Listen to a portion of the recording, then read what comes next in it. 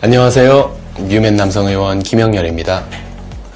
오늘도 저희 환자분들이, 시청자분들이 궁금해하시는 질문으로 가보도록 하겠습니다.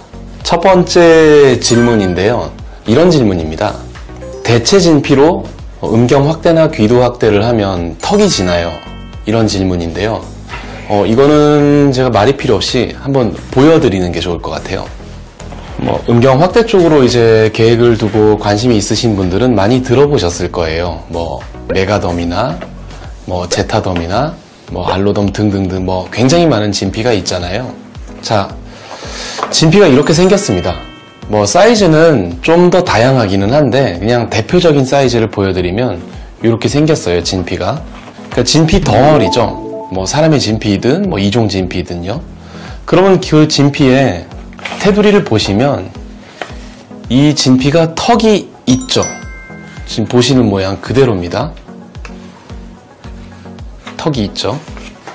자, 보여드린 이유는 턱이 진다는 말입니다. 당연히 턱이 질 수밖에 없고요. 자, 저희 환자분의 성기를 원통형의 어떤 3차원적인 모양이라고 가정을 해볼게요.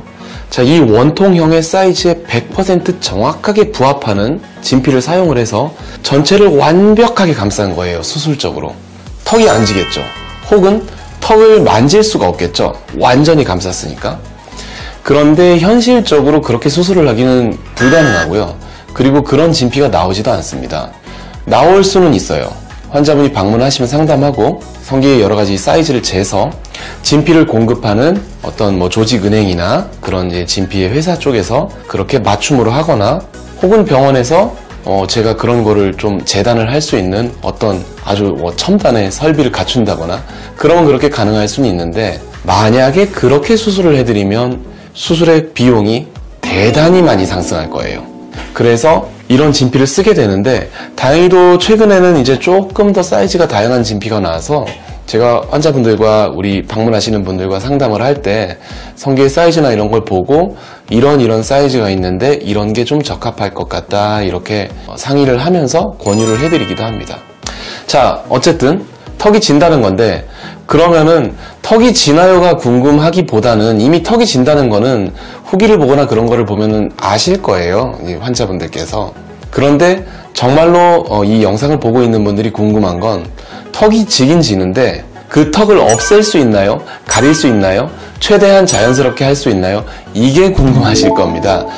그럴 수 있습니다. 여러 가지 시도가 되어 왔고 그런 방법이 가능합니다.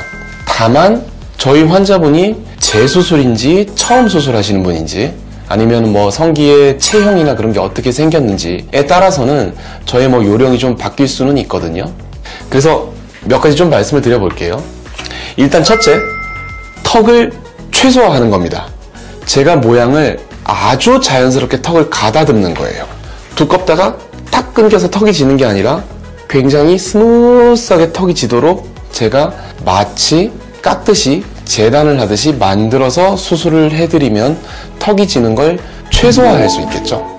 그리고 또 하나의 방법은 턱이 진 부위를 뭔가 좀 더 부드러운 걸로 다 덮어버리는 겁니다. 대표적으로 예를 들어서 진피 필러라던가 지방 조직을 사용할 수 있겠죠. 근데 이런 경우에 단점이 있는 게 그 턱이 완벽하게 덮이지가 않아요.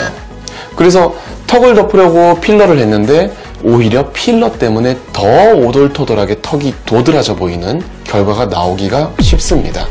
그래서 저는 그렇게 선호하는 방식은 아닙니다. 또한 저희 환자분들이 진피로 수술을 하면서 뭔가로 더 덮을 거면은 또 수술 비용이 대폭 상승을 하게 되니까 또 달가워하지 않으세요, 많은 분들께서.